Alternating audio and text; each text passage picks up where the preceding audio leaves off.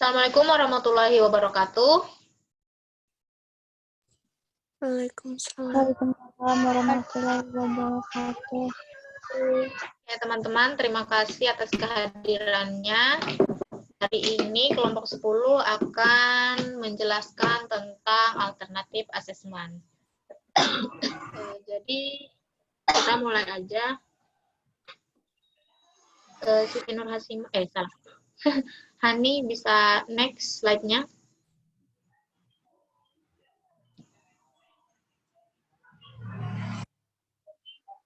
Oke. Basic concept of alternative assessment. Jadi konsep dasar alternative assessment. Penilaian alternatif atau alternatif assessment itu adalah kegiatan untuk memperoleh informasi tentang pencapaian dan kemajuan belajar siswa. Nah, alternatif assessment ini adalah kegiatan untuk memberikan informasi tentang hasil belajar siswa dan juga memberikan informasi tentang proses belajar siswa dari waktu ke waktu. Nah, secara sederhana, alternatif assessment ini diartikan sebagai pemanfaatan pendekatan non-tradisional untuk memberi penilaian kinerja atau hasil belajar siswa. Untuk alternatif assessment ini ada beberapa istilah yang sering dipakai. Kalau yang pertama, authentic assessment yang sering kita dengar.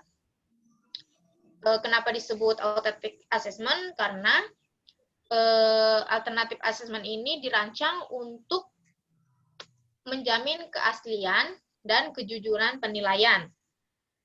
Ada juga istilah lain yaitu performance assessment, di mana tujuannya untuk agar siswa diminta untuk menunjukkan penguasaannya tentang bidang ilmu tertentu.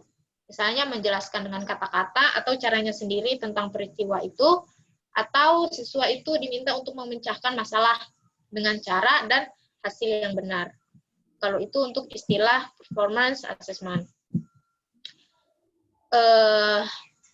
Adapun yang dimaksud dengan alternative assessment sendiri adalah segala jenis penilaian di luar penilaian konvensional atau biasanya yang disebut dengan paper pencil test atau penilaian tertulis.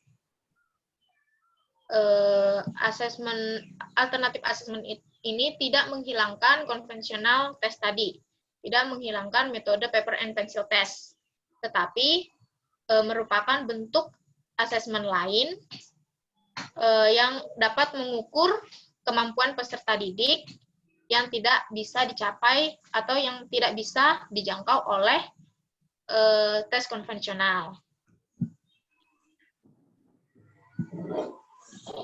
Kemudian dalam mengumpulkan informasi, pendidik biasanya menggunakan paper dan pencil test atau disebut dengan assessment konvensional tadi, karena biasanya metode ini yang paling mudah, yang paling sering digunakan oleh guru. Namun metode paper and pencil test itu hanya dapat mengukur kemampuan kognitif serta peserta didik, tapi belum bisa mengukur hasil belajar peserta didik secara keseluruhan. Nah, jadi ada beberapa istilah yang berkaitan dengan alternatif assessment ini. Next, Hani.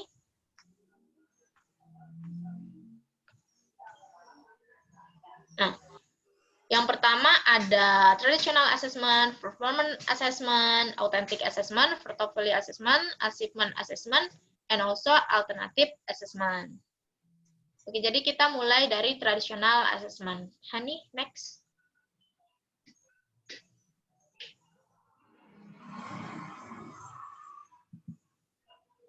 Oke, nah, traditional assessment mengacu pada tes tertulis, namanya juga traditional assessment, yaitu tes paper and pencil test tadi. Traditional assessment ini hanya mengukur hasil belajar siswa dengan menggunakan tes tertulis. Pada Padahal kan kita tahu nih kalau misalnya tes tertulis itu banyak kelemahannya. Seringkali siswa itu ketika tes tertulis itu banyak mengalami kecemasan atau panik. Misalnya kita nih siswa baru lagi ujian, dikasih ujian tertulis, baik itu tugas akhir atau misalnya tugas semester misalnya, tugas tengah semester. Pasti kan kita nih ada takut, panik, khawatir, misalnya takut karena soalnya susah mungkin, atau kita sudah belajar tapi soalnya bukan, soalnya lain, atau mungkin kita juga takut atau panik kita dapat nilai rendah misalnya. Nah, ini salah satu kelemahan dari traditional assessment. Nah, traditional assessment ini biasanya merujuk tes pilihan ganda, kemudian tes esai, isian, kemudian tes untuk mencocokkan kalimat misalnya, atau menebak gambar dan sebagainya. Ciri-ciri traditional assessment ini, yang pertama, penilaian dilakukan untuk menilai kemampuan siswa dan memberikan jawaban yang benar. Nah, kemudian yang kedua, ciri-cirinya, tes yang diberikan tidak ada hubungannya dengan realitas kehidupan siswa. Kemudian yang ketiga, tes terpisah dari pembelajaran. Nah. Terus yang keempat,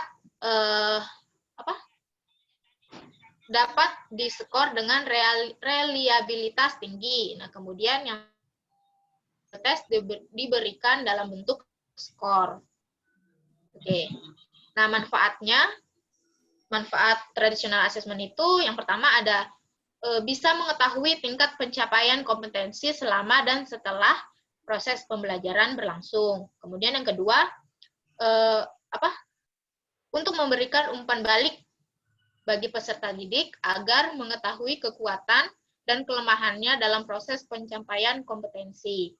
Kemudian, untuk memantau kemajuan dan mendiagnosis kesulitan belajar yang dialami peserta didik sehingga dapat dilakukan pengayaan atau remedial. Kemudian, manfaat selanjutnya itu memberikan pilihan alternatif penilaian guru.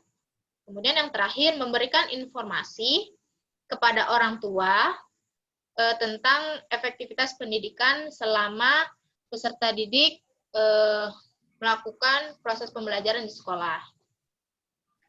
Kemudian tujuan dari asesmen tradisional yaitu tujuannya yang pertama mendiagnosa kelebihan dan kelemahan siswa dalam belajar, kemudian memonitor kemajuan siswa, kemudian menentukan jenjang kemampuan siswa, menentukan efektivitas pembelajarannya, kemudian yang kelima mempengaruhi persepsi publik tentang efektivitas pembelajaran, kemudian yang terakhir mengevaluasi kinerja guru. Oke, mungkin itu tentang traditional assessment. Kemudian yang kedua, next, Hani.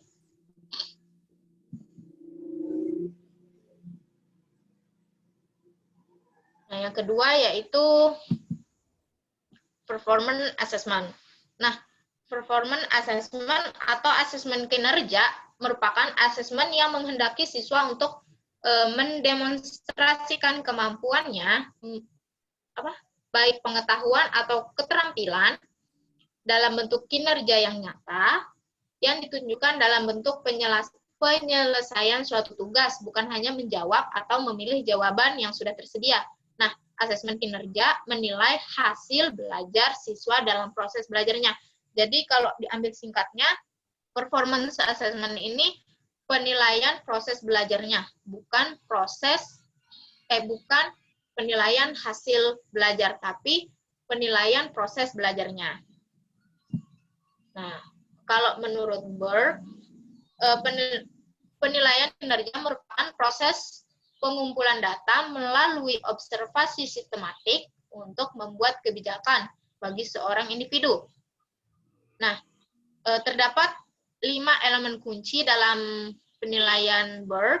Yang pertama adalah penilaian kinerja adalah sebuah proses, bukan merupakan sebuah tes atau tes. Kemudian yang kedua, fokus dari proses penilaian adalah pada pengumpulan data dengan menggunakan instrumen dan strategi yang bervariasi. Nah, kemudian yang ketiga, data dikumpulkan dengan alat observasi sistematik. Yang keempat, data diintegrasikan pada tujuan pembuatan kebijakan spesifik yang digunakan dengan panduan substansi penilaian. Yang kelima, subjek dari pembuatan kebijakan adalah seorang individu atau peserta didik itu sendiri, atau biasanya juga kalau untuk performance assessment ini bisa digunakan juga untuk pekerja, untuk selain peserta didik bisa juga digunakan untuk pekerja, misalnya karyawan, untuk mengetahui penilaian, untuk mengetahui mutu karyawan misalnya.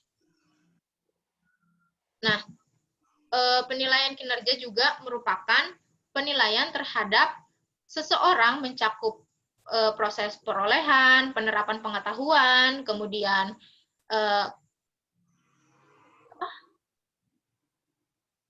keterampilan melalui proses pembelajaran yang menunjukkan kemampuan dan didokumentasikan melalui observasi. Untuk menetapkan kebijakan terhadap orang tersebut. Apakah siswa atau seorang pekerja atau karyawan tadi berkompeten terhadap suatu pekerjaan atau terhadap belajarnya.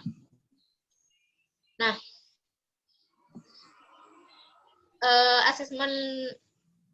performance assessment itu bisa dilakukan dengan memberikan tugas kepada peserta didik atau rubrik. Rubrik itu kayak misalnya kita memberikan tugas kepada murid untuk merangkum suatu teks bacaan. Misalnya di dalam teks bacaan itu kita disuruh ngerangkum dengan menggunakan stabilo. Nah, stabilonya itu gunanya itu untuk mencari info-info penting yang ada di dalam teks bacaan. Nah, itu namanya rubrik. Nah, jadi performance assessment itu bisa dilakukan dengan memberikan tugas dan rubrik. Nah, itu salah satu contohnya. Kemudian yang ketiga, Hani, selanjutnya.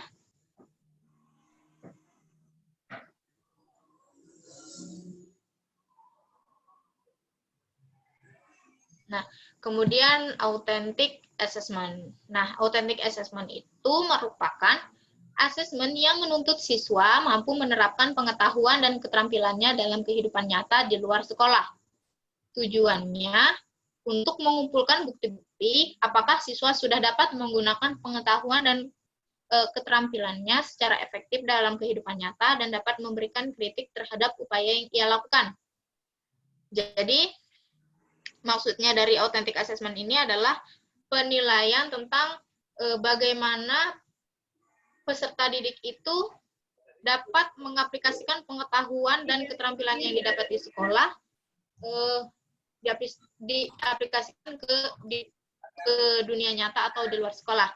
Misalnya kan kalau di luar sekolah, di dalam sekolah itu, di sekolah kita mendapat pelajaran misalnya 2 ditambah 3 itu sama dengan 5. Tapi kan 2 ditambah 3 sama dengan 5 itu kan masih abstrak. 2 itu apa? 3 itu apa? Dan 5 itu apa? Nah, jadi authentic assessment ini tujuannya untuk itu, untuk menilai pengetahuan dan keterampilan peserta didik itu digunakan atau tidak di luar sekolah. Nah, tadi contohnya kan yang 2 ditambah 3 sama dengan 5 tadi.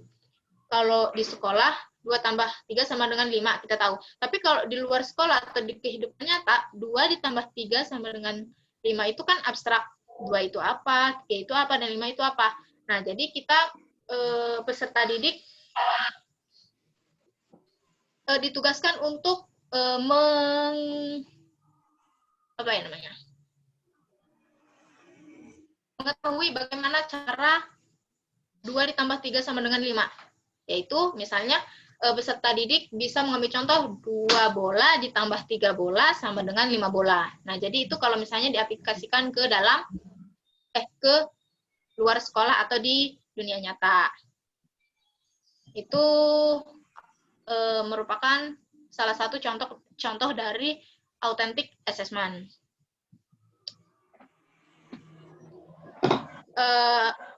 Penilaian autentik atau authentic assessment ini adalah upaya pemberian tugas kepada peserta didik yang mencerminkan prioritas dan tantangan yang ditemukan dalam aktivitas pembelajaran seperti meneliti, menulis, merevisi, dan membahas artikel, memberikan analisa oral terhadap peristiwa misalnya, atau berkolaborasi dengan antar sesama melalui debat, diskusi, dan sebagainya.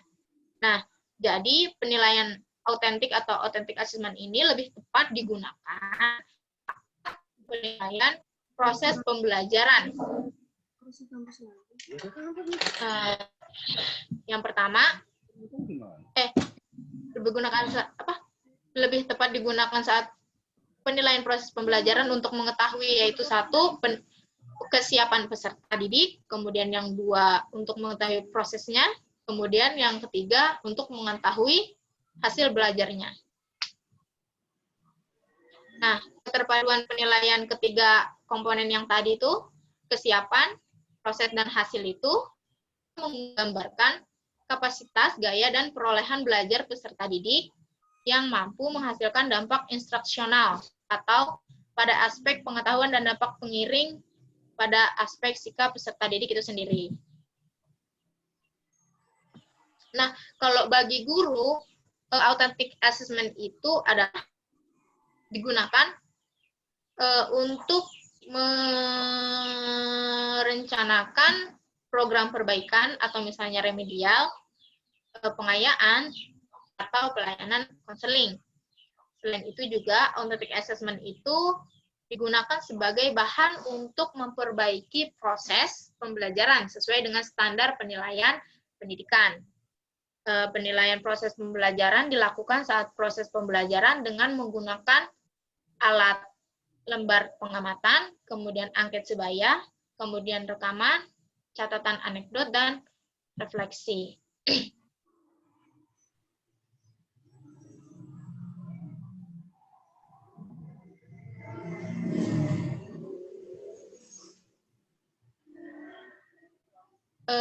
Selanjutnya itu penilaian autentik itu sebenarnya adalah pengukuran secara signifikan atas hasil belajar peserta didik untuk sikap, keterampilan, dan pengetahuan peserta didik. Nah, istilah autentik itu sebenarnya merupakan sinonim dari asli, nyata, valid, dan reliable. Jadi, penilaian autentik atau authentic assessment itu adalah proses pengumpulan informasi tentang perkembangan dan pencapaian pembelajaran yang dilakukan oleh peserta didik melalui berbagai teknik. Nah, penilaian autentik ini akan bermakna bagi guru untuk menentukan cara-cara terbaik agar siswa dapat mencapai hasil akhir dan dalam waktu yang berbeda misalnya. Konstruksi sikap, keterampilan, dan pengetahuan dicapai melalui penyelesaian tugas di mana peserta didik telah memainkan peran aktif dan kreatif. Nah, peserta didik dalam melaksanakan tugas sangat bermakna bagi perkembangan pribadi mereka. Nah, adapun karakteristik authentic assessment ini, yang pertama, dilaksanakan selama dan sesudah proses pembelajaran berlangsung. Kemudian yang kedua, diukur dengan keterampilan dan performa atau kinerja tadi, dan bukan mengingat fakta. Sandalnya. Terus dapat digunakan sebagai feedback. Karena tadi tujuannya untuk memperbaiki, merevisi yang proses pembelajaran yang sudah lalu. Kemudian jenis-jenis penilaian autentik itu yang harus dilakukan guru adalah yang pertama penilaian sikap, penilaian pengetahuan, penilaian keterampilan. Nah, kalau penilaian sikap itu dilakukan melalui observasi, penilaian diri, penilaian antar teman, dan penilaian di dalam jurnal. Kalau penilaian pengetahuan dilakukan melalui tes tulis, tes lisan, dan juga penugasan. Nah, untuk yang penilaian keterampilan dilakukan melalui penilaian kinerja, baik itu penilaian proyek dan penilaian portofolio. Nah, kemudian hal-hal yang bisa digunakan sebagai dasar penilaian, yang pertama, proyek kegiatan dan laporannya, PR, karya siswa, presentasi, hasil tes, dan karya tulis siswa. Nah, mungkin itu tentang authentic assessment. Mungkin sampai sini saja, selanjutnya akan dilanjutkan oleh Siti Nur Hasimah.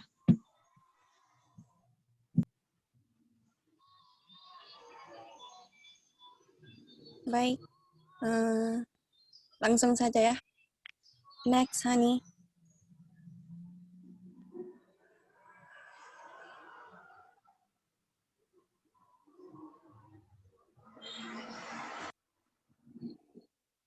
Oke, saya akan menjelaskan yaitu yang keempat, portfolio assessment. Jadi, portfolio assessment merupakan kumpulan hasil karya siswa yang disusun secara sistematis yang menunjukkan upaya, proses, hasil, dan kemajuan belajar yang dilakukan siswa dari waktu ke waktu. Jadi, sebelum ini mungkin banyak definisi portfolio yang kita dengar dan agak berbeza dengan yang saya bacakan tadi. Tapi pada dasarnya, portfolio merupakan kumpulan hasil karya siswa yang menunjukkan pencapaian dan perkembangan hasil belajar siswa. Tujuannya untuk menunjukkan kemajuan pembelajaran siswa dan untuk menunjukkan contoh karya terbaik pelajar. Okay. Next, Hani.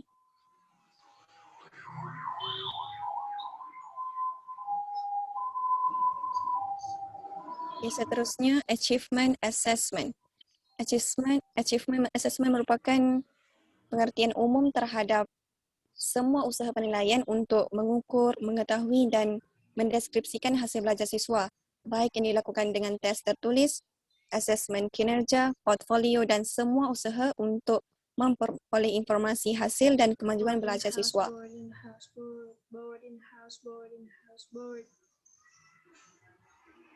Nih, siapa tadi bunyi? Oke.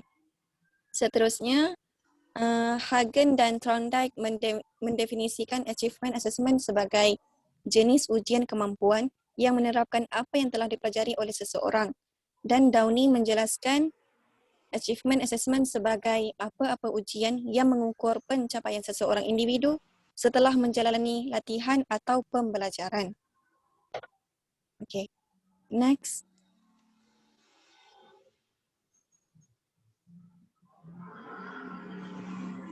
Seterusnya, alternative assessment. Alternative assessment ini merupakan mana-mana kaedah untuk mengetahui apa yang belajar, apa yang siswa tahu atau boleh lakukan untuk bertujuan untuk menunjukkan pertumbuhan dan perkembangan siswa itu tersebut dan memberitahu arahan dan merupakan alternatif kepada bentuk ujian tradisional, iaitu ujian pilihan ganda. Alternatif assessment ini merupakan assessment yang tidak hanya tergantung pada tes tertulis sahaja, dan pada dasarnya alternatif assessment merupakan ujian assessment tradisional yang seperti paper dan pencil test, iaitu ujian tertulis tadi. Jadi semua assessment tadi iaitu seperti performance assessment, portfolio assessment, authentic assessment, dan achievement assessment merupakan kelompok alternatif dari assessment, kelompok alternatif assessment. Okay, next.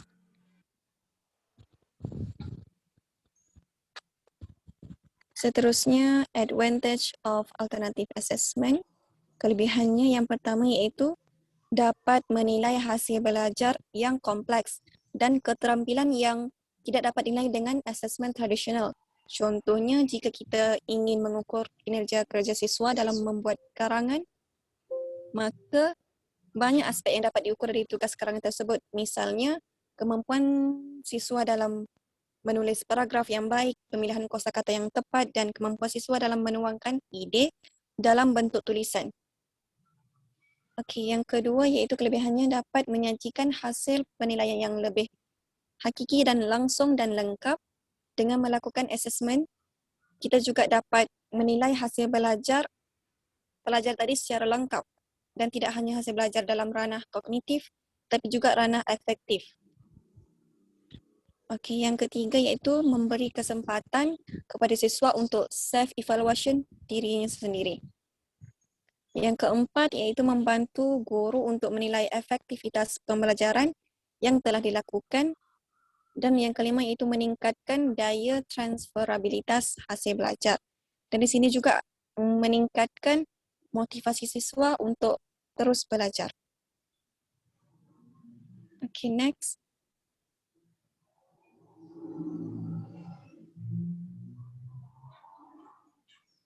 Seterusnya, disadvantage of alternative assessment. Yang pertama iaitu membutuhkan banyak waktu untuk melakukan penilaian tersebut. Seterusnya, adanya unsur subjektivitas dalam penskoran kan harus dinilaikan seperti karangan tadi kan, yang dia seperti subjektif. Seterusnya, ketetapan penskoran agak rendah dan dia tidak sesuai untuk kelas yang agak besar, jumlah siswa yang agak ramai tidak sesuai kerana memerlukan banyak waktu untuk melakukan penilaian tersebut. Okay, next. Okay, mungkin itu saja yang dapat saya jelaskan. Thank you, saya kembalikan kepada Nunik. Oke, terima kasih Siti. Saya ingin menambahkan sedikit. Jadi intinya alternatif assessment itu dibagi menjadi 6 tadi. Yang pertama ada traditional assessment atau sebagai alternatif assessment yaitu tes tertulis. Kemudian yang kedua ada performance assessment yaitu penilaian proses belajarnya. Kemudian yang ketiga authentic assessment yaitu penilaian terhadap pengetahuan dan keterampilan siswa di luar sekolah atau di dunia nyata. Kemudian yang keempat ada portfolio assessment yaitu penilaian hasil karya siswa. Kemudian yang kelima achievement assessment itu adalah penilaian prestasi siswa. Kemudian yang terakhir alternative assessment yaitu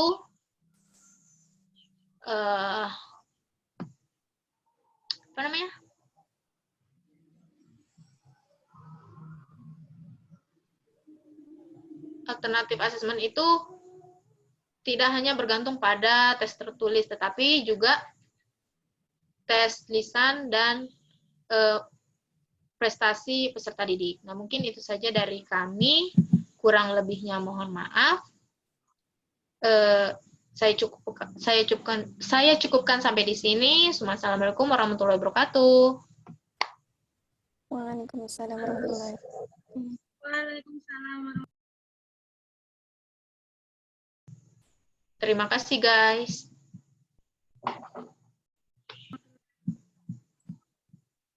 Sama-sama. Aku lupa.